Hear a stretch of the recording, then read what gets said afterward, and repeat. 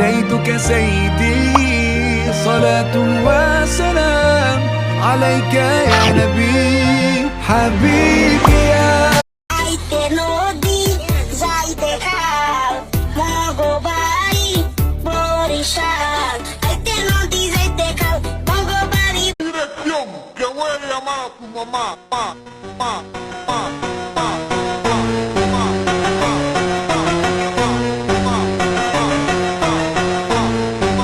বিয়ে করতে গেলে বাপে বলে আগে নিজের পায়ে দাঁড়া। তো এতদিন ও কার পায়ে দাঁড়াইছে?